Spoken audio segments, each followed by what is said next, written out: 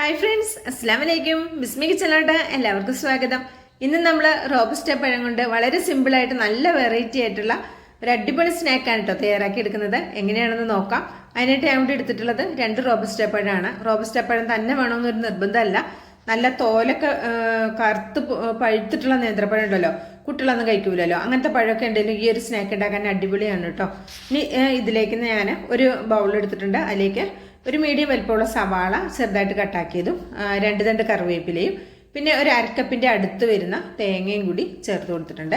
ഇനി ഇതിലേക്ക് ആവശ്യത്തിനുള്ള ഉപ്പ് ചേർത്ത് കൊടുക്കാം. ഉപ്പ് നിങ്ങളുടെ ടേസ്റ്റിനനുസരിച്ച് ചേർത്ത് കൊടുക്കാവുന്നതാണ്. ഇനി ഇതിലേക്ക് നമ്മൾ ചേർത്ത് കൊടുക്കുന്ന മുളക് പൊടിയാണ്.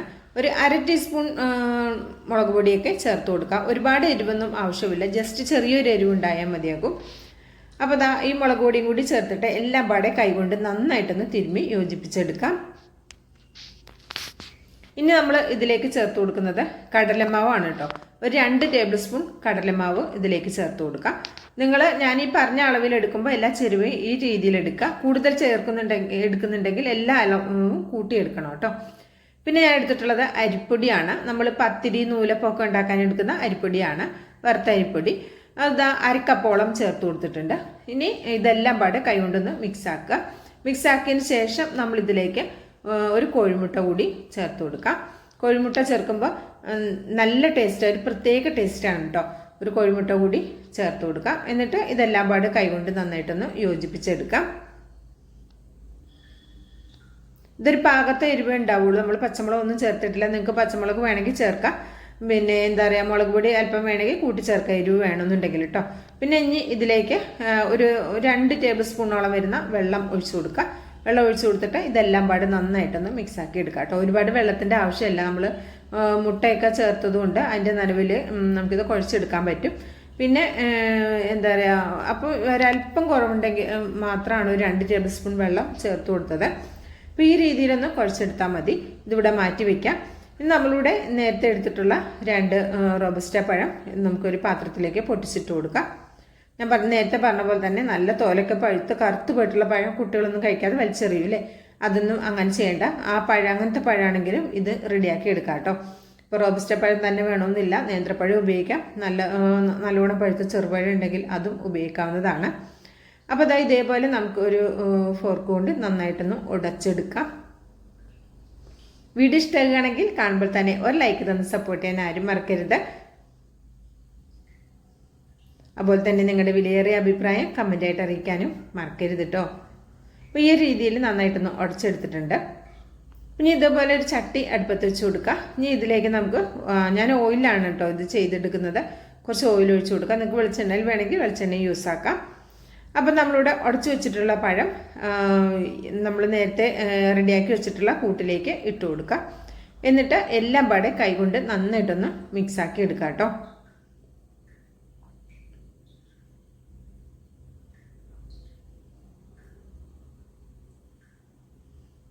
ഇതേപോലെ നന്നായിട്ടൊന്ന് മിക്സാക്കി എടുക്കുക. നമ്മൾ ഈ ചേർത്തിട്ടുള്ള പഴം ഈ മാവിൻ്റെ എല്ലാ ഭാഗത്തേക്കും എത്തുന്ന രീതിയിൽ ഒന്ന് മിക്സാക്കി എടുക്കുക. നമ്മൾ പഴം ഉടച്ചെടുത്തത് കൊണ്ട് തന്നെ ചെറിയ ചെറിയ കട്ടകളൊക്കെ ഉണ്ടാവും. അത് മാവിൻ്റെ പല ഭാഗത്തായിട്ട് ഉണ്ടാവും. നമ്മളിത് റെഡിയാക്കി എടുത്തിട്ട് ഫ്രൈ ചെയ്തെടുത്ത് കഴിക്കുന്ന സമയത്ത് നല്ല ടേസ്റ്റാണ് കേട്ടോ. ഇടയിൽ ആ പഴത്തിൻ്റെ ഒരു മധുരവും ചെറിയൊരു എരിവും ഒക്കെ ആയിട്ട് കിട്ടുമ്പോൾ നല്ല അടിപൊളിയാണ്. അപ്പോൾ നിങ്ങൾ ഇതുവരെ ഇങ്ങനെ ഉണ്ടാക്കിയിട്ട് നോക്കിയിട്ടില്ലെങ്കിൽ തീർച്ചയായിട്ടും ഒന്ന് ഉണ്ടാക്കി നോക്കിക്കോ. എല്ലാവർക്കും ഇഷ്ടമാകും. ഒരു വെറൈറ്റി ടേസ്റ്റാണ് കേട്ടോ. അപ്പോൾ ഞാൻ ഇതൊരു സ്പൂൺ കൊണ്ടാണ് ഇങ്ങനെ കോരിയിടുന്നത്. എണ്ണ നന്നായി ചൂടായതിന് ശേഷം ഒരു മീഡിയം ഫ്ലെയിമിൽ വെക്കും കേട്ടോ. ഹൈ ഫ്ലെയിമിൽ വെക്കേണ്ട, പെട്ടെന്ന് തന്നെ കരിഞ്ഞു പോകും. ഒരു മീഡിയം ഫ്ലെയിമിലേക്ക് ഇങ്ങനെ മാറ്റിയതിന് ശേഷം നമുക്ക് ഇതിങ്ങനെ കുറച്ചായിട്ട് ഇങ്ങനെ കോരിയിട്ട് കൊടുക്കാം. നിങ്ങൾക്ക് വേണമെങ്കിൽ ഇത് കൈകൊണ്ട് ഇങ്ങനെ നുള്ളിയിട്ട് ഇങ്ങനെ ഫ്രൈ ആക്കി എടുക്കാം കേട്ടോ. അപ്പോൾ ഞാനൊരു സ്പൂൺ കൊണ്ട് കോരിയിടുന്നു മാത്രം. അപ്പോൾ ഒരു ഭാഗം ആകുമ്പോൾ നമുക്കിതൊന്ന് മറിച്ചിട്ട് കൊടുക്കാം കേട്ടോ. അപ്പോൾ കുറേ ദിവസമായിട്ട് വീഡിയോസ് ഒന്നും ഇട്ടിട്ടില്ല. ഇവിടെ എല്ലാവർക്കും പനിയായിരുന്നു. ഞാൻ കഴിഞ്ഞ വീഡിയോയിൽ അങ്ങനെ പറഞ്ഞിരുന്നു. അപ്പോൾ 1ാം പ്രാവശ്യം 2ാം പ്രാവശ്യം ഒക്കെ വന്നവർക്ക് തന്നെ വീണ്ടും പനിയൊക്കെ വന്ന് ആകെ ഇതായിരുന്നു കേട്ടോ. അതുകൊണ്ടാണ് വീഡിയോസ് ഒന്നും ചെയ്യാൻ പറ്റിയില്ല. അതുകൊണ്ടാട്ടോ കുറേ ദിവസമായിട്ട് വീഡിയോസ് ഒന്നും ചെയ്യാതിരുന്നത്. ഇപ്പോഴും തൊണ്ടയ്ക്കൊക്കെ ചെറിയൊരു ഒരു കരികരിപ്പ് അങ്ങനെയൊക്കെ ഉണ്ട് കേട്ടോ. അപ്പോൾ ആദ്യം ഇട്ടത് ഇവിടെ റെഡിയായി വന്നിട്ടുണ്ട്. അപ്പോൾ ഇത് നമുക്കൊരു പാത്രത്തിലേക്ക് കോരി മാറ്റാം. ഇതേപോലെ നമുക്ക് ബാക്കിയുള്ളതെല്ലാം ഫ്രൈ ആക്കി എടുക്കാം. ചൂട് ചായക്കൊപ്പൊക്കെ അടിപൊളി കോമ്പിനേഷനാണ് കേട്ടോ. അപ്പോൾ ഏത് പഴമാണെങ്കിലും കയ്യിൽ ഉണ്ടെങ്കിൽ ഇങ്ങനെ ഒന്ന് റെഡിയാക്കി നോക്കിക്കോ. വെറൈറ്റിയാണ്, വെറൈറ്റി ടേസ്റ്റുമാണ്.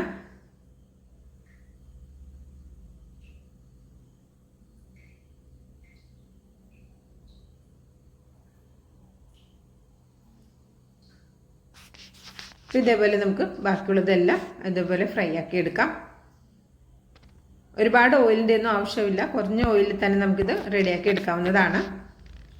അപ്പോൾ ഞാൻ ഇതുപോലെ എല്ലാം ഫുള്ളും ഇവിടെ റെഡിയാക്കി എടുത്തിട്ടുണ്ട്. അപ്പോൾ ഞാൻ ഒരെണ്ണം പൊട്ടിച്ച് കാണിച്ചു തരാം.